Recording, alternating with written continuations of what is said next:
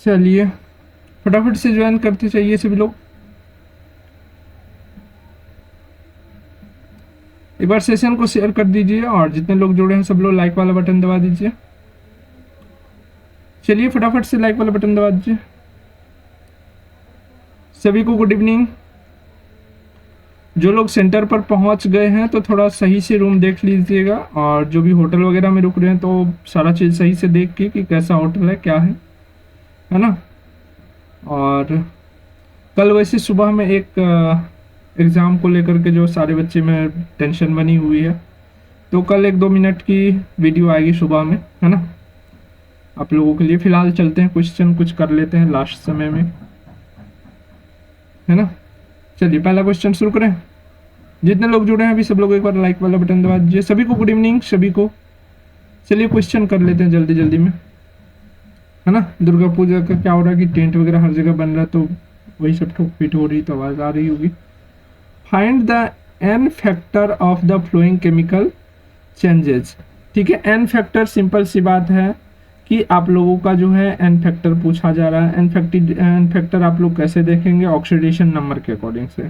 ठीक है, तो जैसे MnO4 का देखें तो यहाँ पर देखिए MnO4 में Mn का देखना पड़ेगा, तो यहाँ पर 4 दूए 8 और 1 प्लस में इसका 4 दूए 8 माइनस में -8 हो जाएगा इसका ऑक्सीजन का, और एक यहाँ से प्लस में इसका, तो यहाँ से आपका 7 निकला और इधर से 2 प्लस है तो कितना निकलेगा 2 निकलेगा। तो दोनों को माइनस कीजिएगा, इक्वेशन की इस साइड है, बचेगा कितना 5। ठीक है, तो राइट आंसर जो है क्या हो जाएगा 5 हो जाएगा। क्लियर। लास्ट समय में उतना लॉजिक नहीं सोचना है, ऑक्सीडेशन नंबर आप लोग को 1000 बार निकालने सिखा दिए हैं, तो अब कोई दिक्कत होगी नहीं उसमें। चलो आगे बढ़े, अगला क्वेश्चन देख लीजिए।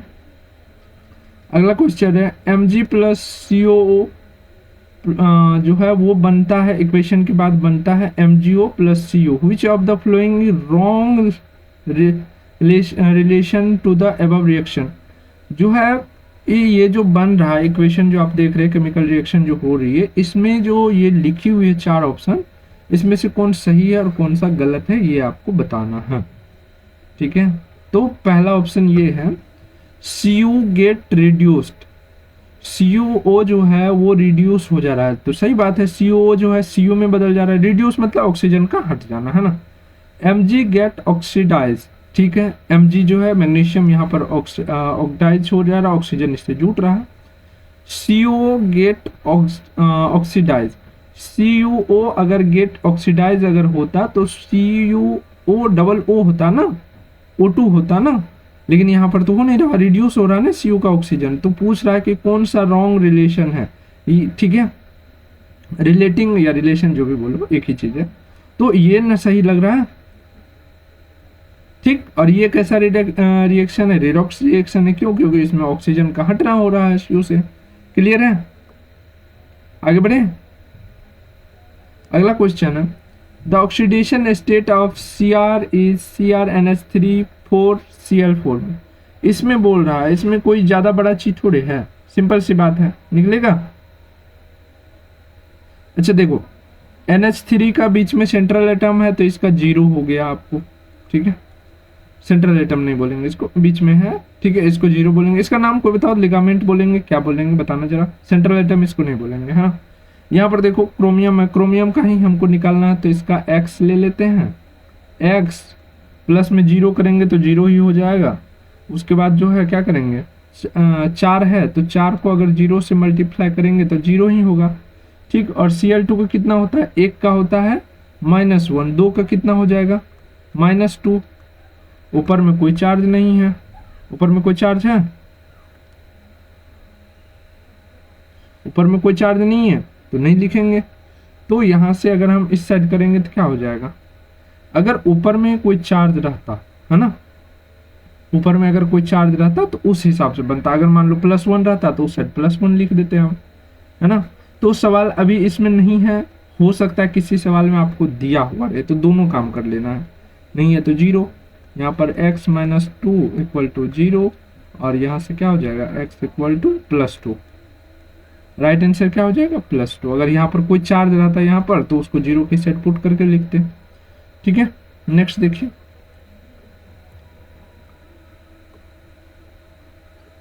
Determine the oxidation state of the underlining element. JD है ना अंडरलाइनिंग, इसका ऑक्सीडेशन नंबर निकालने के लिए बोल रहा है। कोई बड़ा चीज़ है, नहीं निकाल लीजिएगा। ऑक्सीडेशन नंबर तो कई बार बताया ना, ये बताना पड़ेगा। चलो बता देते हैं।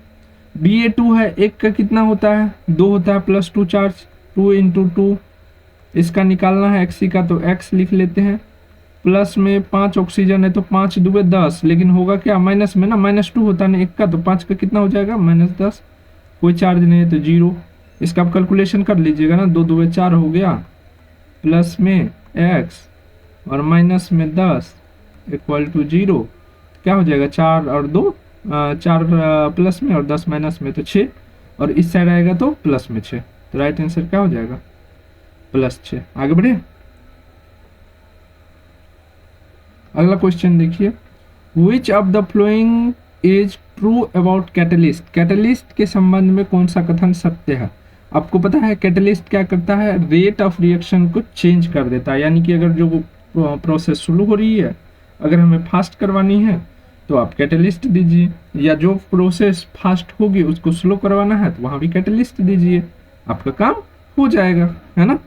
तो यहाँ पर राइट आंसर क्या हो जाएगा, डी नंबर होगा ना। It accelerate the rate of reaction, है ना।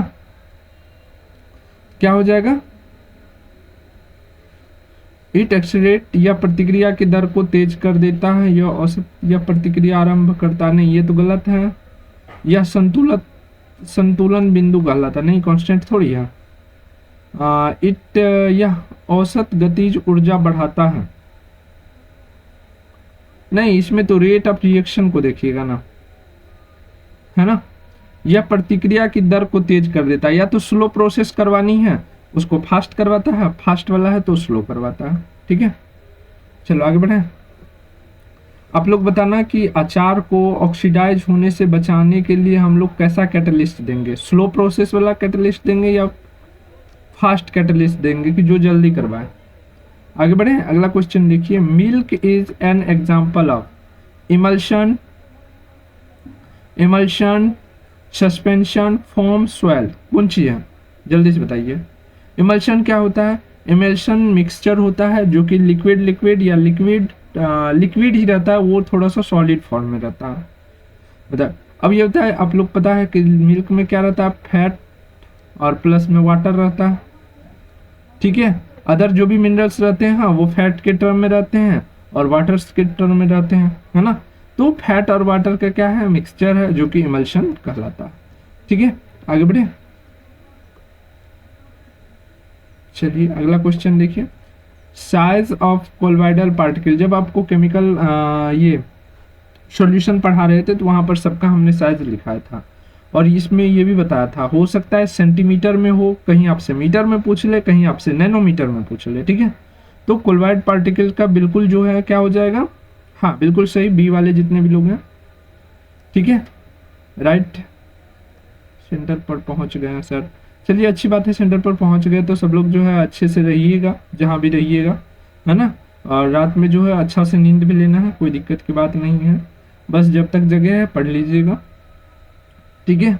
तो 10 पर पावर -7 से क्या -5 से -7 के बीच होता है। अगर नैनोमीटर में दे दिया तो आपको नैनोमीटर में देगा तो इसको कन्वर्ट कर लेना है ना, 1 से लेकर के 1000 तक हो जाएगा। आगे बढ़े, नैनोमीटर और जो है इसमें मीटर में कन्वर्ट करके आप लोग रख लीजिएगा, नहीं तो होमवर्क दे रहे हैं, बता दीजिएगा, एटलीस्ट बताने के बहाने भी तो याद रहेगी ना थोड़ी बहुत। चलो आगे बढ़े, अगला question. Which of the following is a lyophobic colloidal. इसमें से कौन जो है लायोफोबिक जो है कोलॉइडल्स है। आपको लायोफिलिक और लायोफोबिक बताए थे, है ना, जिसमें गम हो गया, जिलेटिन हो गया, स्टार्च हो गया, ये सब क्या हुआ, लायोफिलिक हो गया, है ना। और सल्फर सॉइल जो होता है सॉल्यूशन जिसको बोल सकते हैं, वो क्या होते हैं, लायोफोबिक होते हैं, याद रहेगा, सल्फर सोल जिसको बोलते हैं। आगे बढ़े, अगला क्वेश्चन है। The site of Calvin cycle in, Calvin cycle कहाँ होती है। आपको पता है जब भी हम फोटोसिंथेसिस बताए थे तो जो हम मेसोफिल सेल्स देख रहे थे तो थैलाकोइड्स देखते थे। और जो खाली जगह बचा हुआ था उसको हम लोग क्या बोलते थे, स्ट्रोमा बोलते थे ना। तो केल्विन साइकिल यानी कि डार्क रिएक्शन कहाँ होता था, केल्विन साइकिल को ही डार्क रिएक्शन बोलते हैं ना, स्ट्रोमा में होता है। नेक्स्ट देखिए, साइट ऑफ ग्लूकोलाइसिस ईएमपी इज, ग्लूकोलाइसिस का साइट क्या है, ग्लूकोलाइसिस कहाँ होते हैं, साइटोप्लाज्म में होता है ना। राइट आंसर याद रखिएगा, कहीं किसी तरह से पूछे तो भी कोई दिक्कत की बात नहीं है, आप घुमा के पूछे पलटा के पूछे फिर भी वही जवाब देना है। ग्लाइकोलाइसिस मतलब साइटोप्लाज्म। देखिए मस्त इंपॉर्टेंट क्वेश्चन है, ऑक्सीसोम और F1 particles occurs on the, F1 और F0 पार्टिकल्स कहाँ पर होते हैं। आपको पता है कि सेल ऑर्गेनेल में हमारा डबल मेम्ब्रेन बॉन्ड एक ऑर्गेनेल है जिसका नाम है माइटोकॉन्ड्रिया। उसका अंदर में कुछ इस तरह के स्ट्रक्चर होते हैं जिसको हम लोग क्रिस्टी बोलते हैं, और इसी पर F1 और F0 पार्टिकल्स पाए जाते हैं। जिस तरह से आपके हार्ट में जो ऐसे नोड जो होते हैं इलेक्ट्रिक इम्पल्स जनरेट करते हैं, उसी तरह से यहाँ पर जो है माइटोकॉन्ड्रिया में भी ये इम्पल्स जनरेट करते हैं। और याद रखना कि माइटोकॉन्ड्रिया के पास अपना डीएनए होता है ना, डबल मेम्ब्रेन बॉन्डेड ऑर्गेनेल होते हैं प्लस में अपना डीएनए होता है। Clear, F not F inner, हाँ तो इनर मेम्ब्रेन पर क्रिस्टी है ना, तो इनर माइटोकॉन्ड्रियल मेम्ब्रेन। क्लियर है, आगे बढ़े। चलिए अगला क्वेश्चन देखते हैं, अगला क्वेश्चन दें, नेक्स्ट क्वेश्चन देखिए, in the process of photosynthesis the water molecule is break down in, कौन सा प्रोसेस है जिसमें क्या होता है कि वाटर मॉलिक्यूल का ब्रेक डाउन होता है, और वो प्रोसेस क्या कहलाता है। अब लोगों को हमने बताया है क्या कहलाता है, फोटोलाइसिस कहलाती है, जिसमें क्या होते हैं वाटर मॉलिक्यूल ब्रेक डाउन होते हैं, है ना, और हमें फ्रेश वाटर फ्रेश ऑक्सीजन क्या होती है प्राप्त होती है ना। और ये फोटोलाइसिस होती किस क्रिया के दौरान, फोटोसिंथेसिस क्रिया के दौरान। ठीक है, चलो आगे बढ़े, अगला क्वेश्चन देखिए, अगला क्वेश्चन, दो क्वेश्चन एक साथ ले लेते हैं। अगला क्वेश्चन है, sulphur is absorb by plants as, sulphur जो है पौधों में किस रूप में एब्जॉर्ब किया जाता है, पौधे ये सल्फर के जो मॉलिक्यूल्स है किस फॉर्म में। तो SO2 और SO4 के बारे में बताया था हमने, ये दोनों के दोनों। अच्छा डी नंबर में है आपका बोथ बी एंड सी, तो राइट आंसर क्या हो जाएगा आपका सी होगा। क्लियर है। अब आयरन के बारे में बताइए, आयरन के बारे में तो आपको कई बार माइक्रोन्यूट्रिएंट्स में भी बताए हुए हैं ना, Fe3+ के रूप में एब्जॉर्ब होती है। चल है ना, फटाफट से करते हैं, जितने लोग अभी जुड़ रहे हैं सब लोग एक बार सेशन को प्लीज लाइक कर दीजिए, और सब लोग शांति से अभी तक जितने लेक्चर्स, कम से कम जो है 62 लेक्चर्स जो है अभी तक में ली गई है आपके झारखंड पैरामेडिकल के लिए, है ना। तो 62 लेक्चर्स को सब लोग देखिए और भरोसा रखिए, आप लोग मैक्सिमम नंबर अचीव करेंगे इससे। और कल जब आइएगा तो सबसे पहले एग्ज़ाम जैसे ख़त्म होगा, मोबाइल जैसे लेना है, इस व्हाट्सएप नंबर पर क्वेश्चन भेज देना है।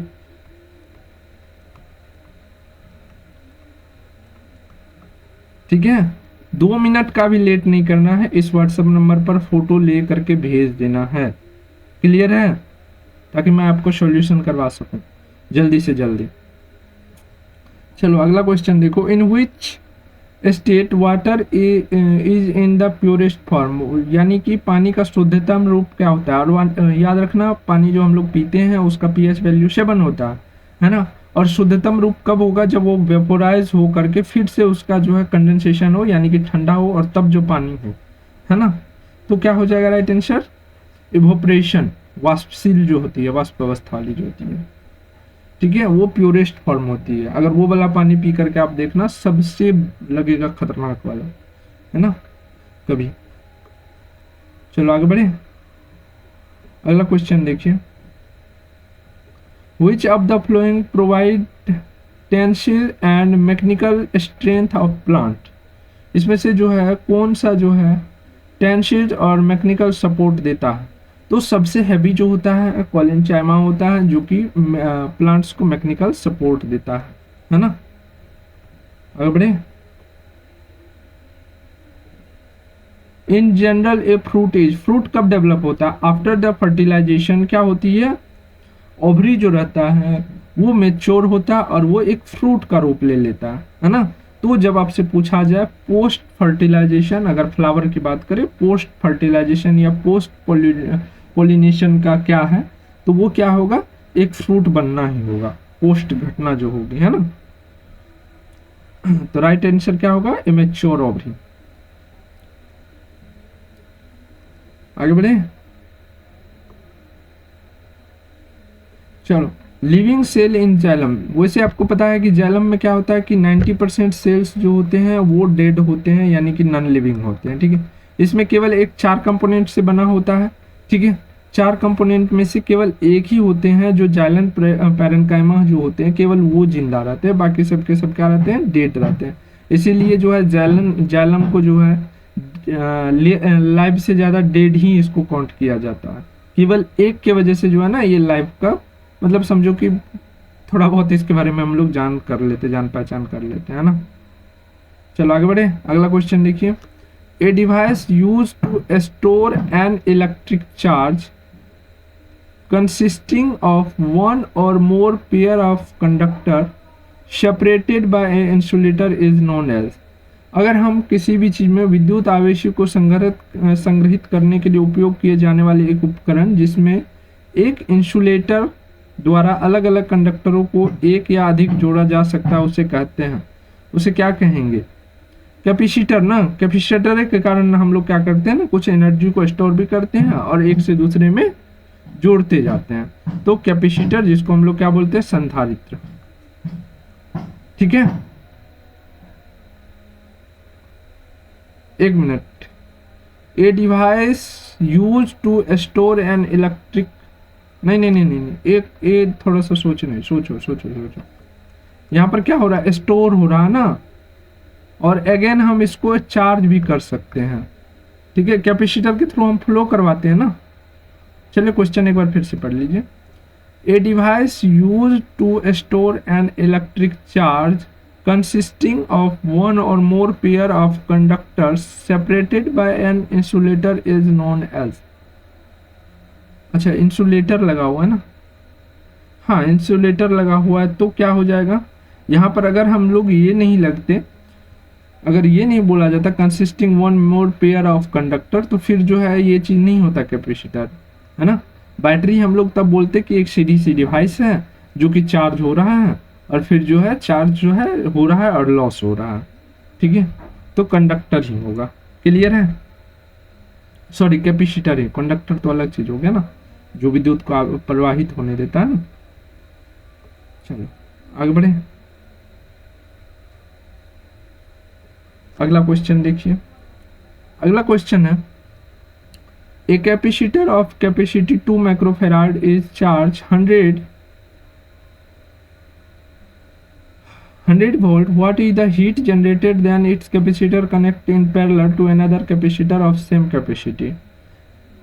वहां पर आपसे पूछ रहा क्या होगा, यानी कि 2 माइक्रोफैराड, तो इसको हम लोग Q बराबर क्या होता है, CB होता है, और Q आपको दिया हुआ है 2 माइक्रोफैराड और 100 वोल्ट, तो इसको हम लोग 200 यहाँ C से दे देते हैं, चार्ज जो भी है 2 माइक्रोफैराड, और वोल्ट यानी C से गुना करेंगे तो कितना, 100 से गुना करेंगे तो कितना हो जाएगा, 200, ठीक है, माइक्रो C, ठीक। अब ये पूछ रहा है ना वोल्ट कितना होगा, तो V बराबर क्या होता है, टोटल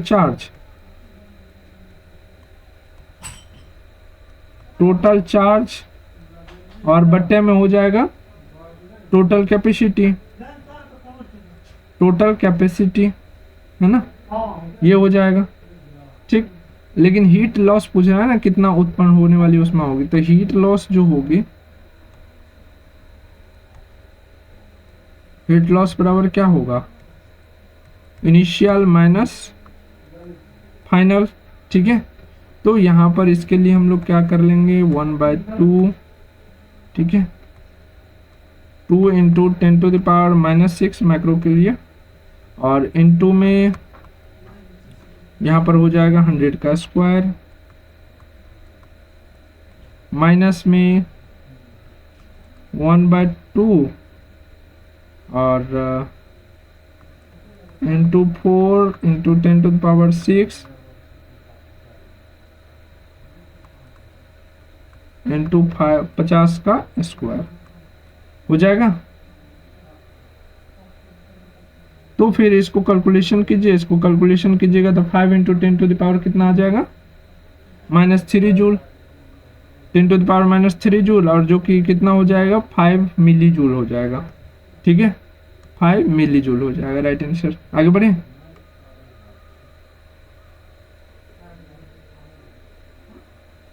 अगला देखिए, an infinite number of capacitor having capacitance 1 microfarad, 2 microfarad, 4 microfarad and 8 microfarad are connected in series. The equivalent of system, equivalent series में है तो 1/CS करोगे, माइक्रोफेराड है इसलिए हम लोग बटे सीरीज में कर रहे हैं, 1/CS इक्विवेलेंट करेंगे तो 1/C1 कैपेसिटी है ना, प्लस में 1/C2 प्लस में 1/C3 प्लस में 1/4 C4 और डैश डैश डैश n तक जाएगा। अगर हम इसका देखें, एक का देखें कैलकुलेशन करके, मान लो पहला वाला के लिए 1/1 हम रखेंगे तो 1/1 कट होगा तो क्या होगा, 1 हो जाएगा,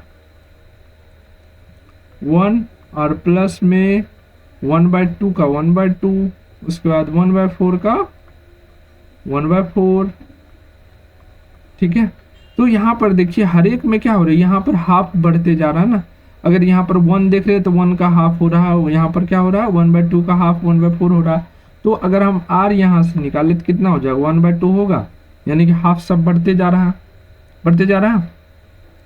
अब यहाँ से हम लोग जब इसका फॉर्मूला होता है टोटल सीरीज का 1/CS यानी nth तक का, ठीक है, बराबर क्या होता है, a और बट्टे में 1 - r। यहाँ पर a क्या है, a है फर्स्ट टर्म आपका, यानी कि फर्स्ट कितना दिया हुआ है, तो फर्स्ट आपको दिया हुआ है 1 और नीचे में हो जाएगा 1 - r आपका भी निकाल के रखा 1/2। ठीक है, अब इसको कैलकुलेशन कीजिएगा, 1 - 1/2 का कितना हो जाएगा, यहाँ एलसीएम लीजिएगा तो 2 में से 1 गया 1, तो फिर यही रह जाएगा 1/1/2 और ये ऊपर चला जाएगा, अर्थात राइट आंसर क्या हो जाएगा, कोना कोनी कीजिएगा तो भी 2 हो जाएगा, है ना। तो राइट आंसर क्या हो जाएगा, 2 माइक्रोफैराड। क्लियर है, याद रहेगी। चलिए आगे बढ़े, अगला क्वेश्चन देखिए। चलिए बातचीत कम कीजिए, आप लोग ध्यान दीजिए, ठीक है। और जो भी बच्चे लेट से ज्वाइन किए हैं सब लोग सेशन को फटाफट से लाइक कर दीजिए, इसलिए नाम नहीं ले रहे हैं ताकि आप लोग को जल्दी से कुछ क्वेश्चन करवा दे, फिर आगे हम लोग बढ़ेंगे। अगला क्वेश्चन देखिए,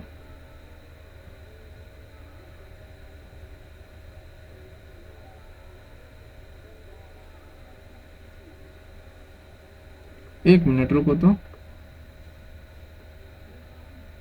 नहीं ऐसे नहीं होगा ना, ये ऊपर चला गया तो फिर क्या हो जाएगा आपका 1/2 का, ये ऊपर जाएगा तो फिर हो गया 2 अगर 1 हुआ, ये 1/CS है ना। अब कोना कोनी करोगे तो 2 ये हो जाएगा इक्वल टू 1 और CS इक्वल टू 1/2, जिसको हम लोग 0.5 माइक्रोफैराड बोल सकते हैं। देखा, थोड़ा सा ये होने के बाद जो है ये हो जाता है, ये होगा ना, क्योंकि ये ऑलरेडी अगर बट्टे में रहता तब तो ठीक है, ऊपर हम कर लेते, लेकिन ये बट्टे का बट्टे है ना। चलो आगे बढ़े,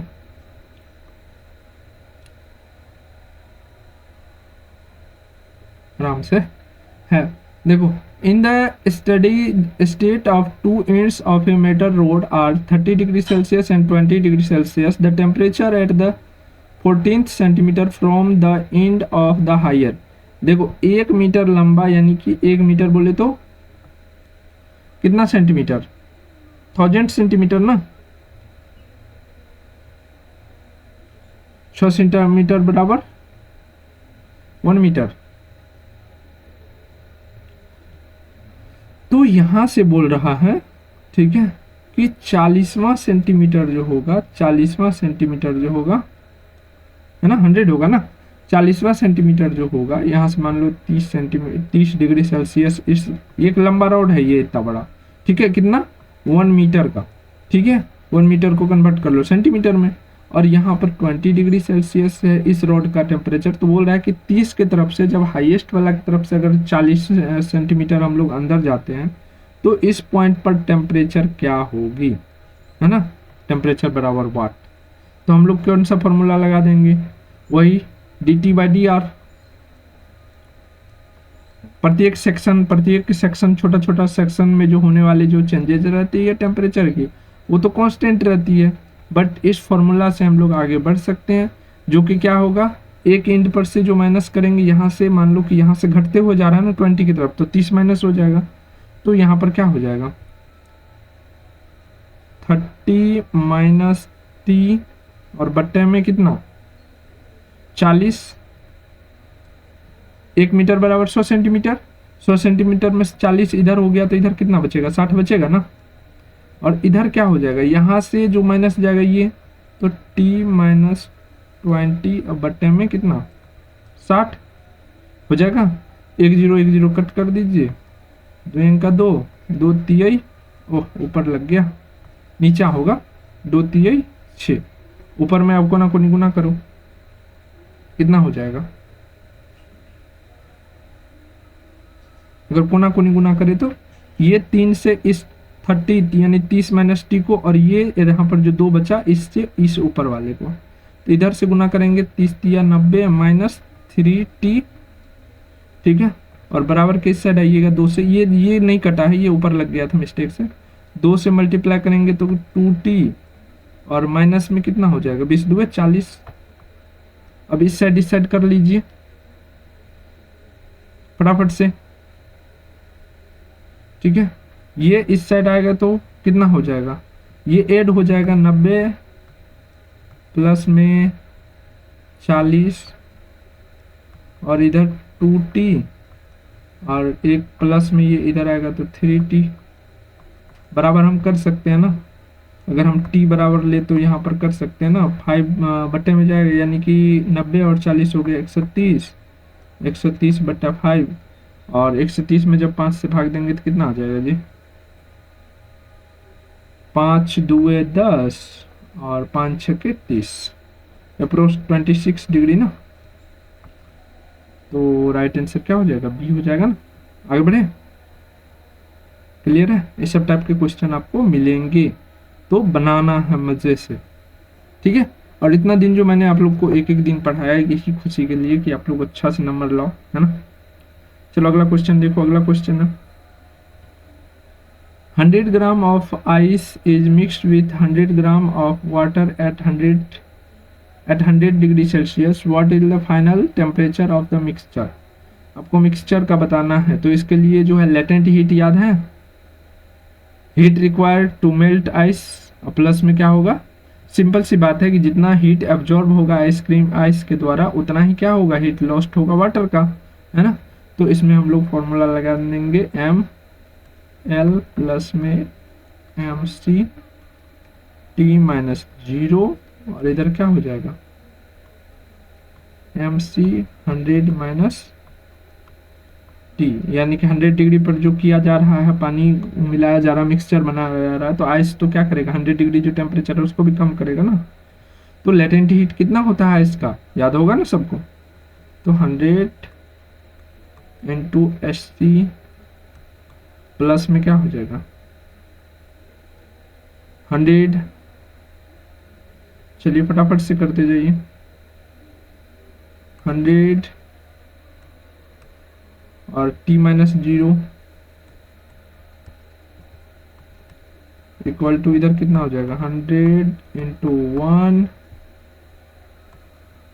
इधर भी हो जाएगा 100 माइनस टी, ठीक है।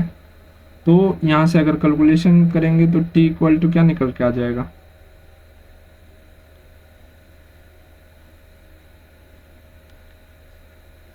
कैलकुलेशन करके जो भी आएगा वो मार दीजिएगा फटाक से, आगे बढ़े।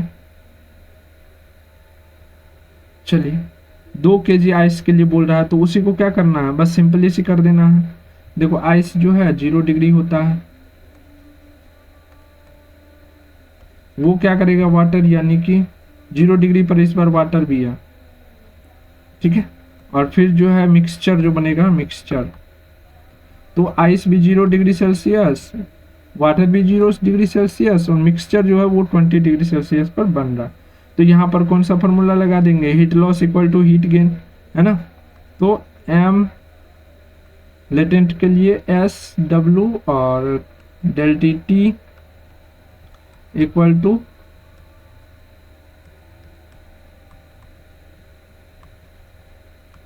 इनिशियल। वैसे आपको इतना फॉर्मूला लगाने की जरूरत नहीं है, सीधा सा जो है देख लेना है, इस हिसाब से मैं यादें कर लेना है, ठीक है ना। चलो एस डब्ल्यू डेल्टी टी एल, ठीक है। अब सब जगह अगर मान इसका पुट कीजिएगा तो ये 8 kg है, तो 8000 कर देते हैं इसको, 8 kg को 8000 गुना 1 गुना कितना 20 माइनस टी, सॉरी 20 नहीं 200 हो गया, 20 होना चाहिए था, 20 माइनस टी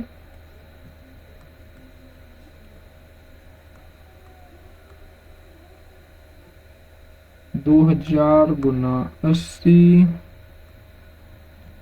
ठीक है, और प्लस में 200 गुना 1, और इधर भी जैसे उस तरह हुआ है 1 इंटू कितना टी माइनस 0।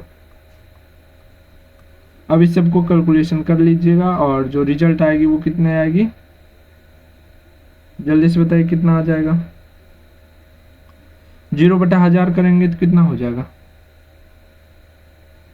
कैलकुलेशन करके देख लेना है। टी क्या आएगा फाइनल में, आएगा टी इक्वल टू 1/1 पर जो है कम से कम 3-4 तो आएगा, है ना। चलो आगे बढ़ते हैं, अगला क्वेश्चन देखते हैं। अगला क्वेश्चन है the temperature of a gas is due to, temperature of gas जो होते हैं, जो भी उसके मॉलिक्यूल्स रहते हैं उनके कारण ही वो रहता है वो, और मॉलिक्यूल्स जो होते हैं वो जिगजैग मूवमेंट करते रहते हैं, जिसके कारण उसका किनेटिक एनर्जी प्रॉपर फ्लो होती रहती है, ठीक है। गैस के मॉलिक्यूल कभी भी शांत नहीं रहते हैं, प्रेशर वो लगाते रहते हैं। चलो आगे बढ़ते हैं। अगला क्वेश्चन है किसी आदर्श गैस का तापमान 120 केल्विन से 480 केल्विन तक बढ़ा दिया जाता है। यदि 120 केल्विन पर गैस के अणुओं का वर्ग मध्य मूल वेग भी है तो 480 पर क्या होगा, VRMS स्क्वायर और बटे में या S2 ले लीजिए, VRMS1 जो क्या होगा √T2 माइनस T1, जो टेम्परेचर दिया हुआ है मेंशन कीजिए कितना है 480 और बट्टे में कितना 120,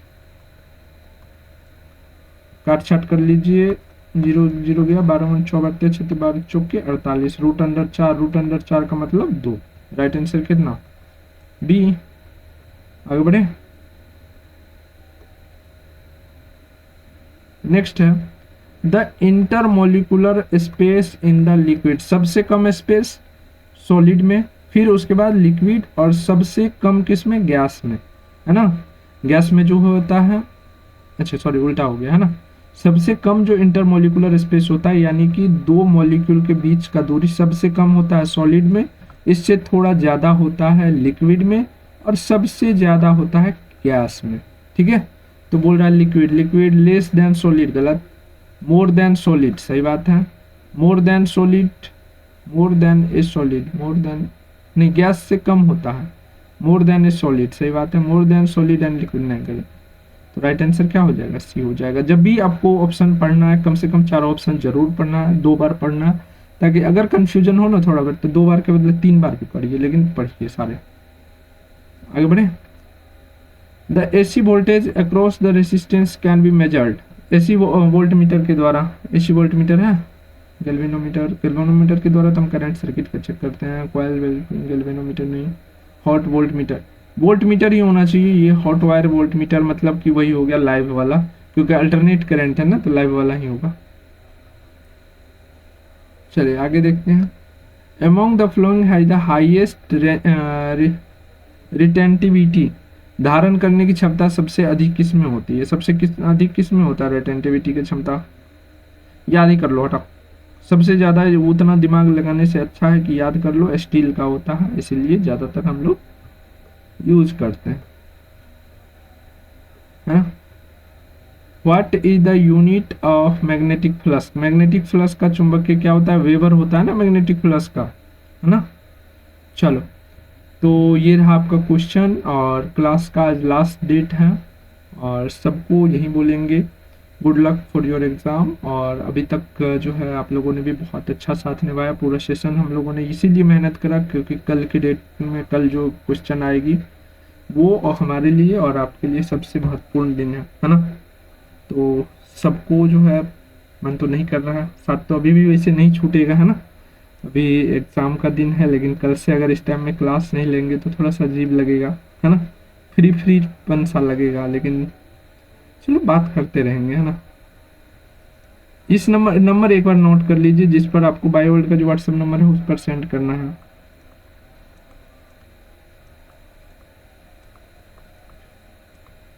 अच्छा है कि आप लोग पास नहीं है, क्या पता रो दें हम, क्योंकि एक कितना साल भर से ना साथ चल रहे हैं।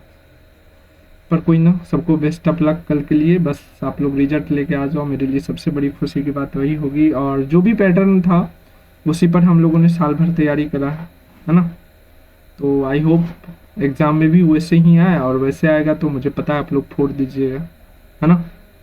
तो चलिए, ऑल द बेस्ट। और क्वेश्चन कंडीशन कैसा भी हो, सबसे बड़ा चीज़ होता है हिम्मत नहीं हारना। जो भी आएगा उसका देखा जाएगा, हल करना। सबसे पहले बायोलॉजी क्वेश्चन को ही अटेम्प्ट करना। जो भी बायोलॉजी के स्टूडेंट है, फिजिक्स केमिस्ट्री बायोलॉजी के जो स्टूडेंट है वो बायोलॉजी को पहले अटेम्प्ट करेंगे, और जो मैथ के स्टूडेंट है वो पहले मैथ को अटेम्प्ट करेंगे, फिजिक्स को फिर करेंगे, फिर केमिस्ट्री में आएंगे, क्योंकि केमिस्ट्री उनका थोड़ा सा वीक होता है। और बायोलॉजी वाले बच्चे क्या करेंगे? बायोलॉजी केमिस्ट्री देन फिजिक्स को वो अटेंड करेंगे। और टाइम का ध्यान रखते हुए बायोलॉजी में बहुत कम समय देना है, बायोलॉजी का समय बचा करके फिजिक्स केमिस्ट्री में यूज करना है, ठीक है ना। चलिए, बाकी बातें तो फिर होगी कल। वैसे अगर कहिएगा तो कल सुबह में एक ले आएंगे, 2-4 मिनट के लिए आप लोगों से थोड़ी सी बातचीत हो जाएगी, है ना। और बाकी जो लोग भी अभी झारखंड पहुंच गए हैं, रांची पहुंच गए हैं, तो जो भी रूम लिए हैं थोड़ा सा देख करके सारा चीज़, है ना। और आराम से रात में जो भी नोट्स है उसको पलट के देखिएगा। और एग्ज़ाम में कोई स्ट्रेस नहीं लेनी है। सबसे पहले क्वेश्चन आएगा, वो मार्कशीट को अच्छे से फिलअप करना है, किसी तरह की गलती नहीं होने देना है। और फिर जो है उसके बाद जो है सारा डिटेल्स भर भर के क्वेश्चन पढ़ के फिर बनाना है, ठीक है। चलिए, अगेन ऑल द बेस्ट, बहुत अच्छा एग्जाम जाएगा, हमें भरोसा है, ठीक है। चलिए।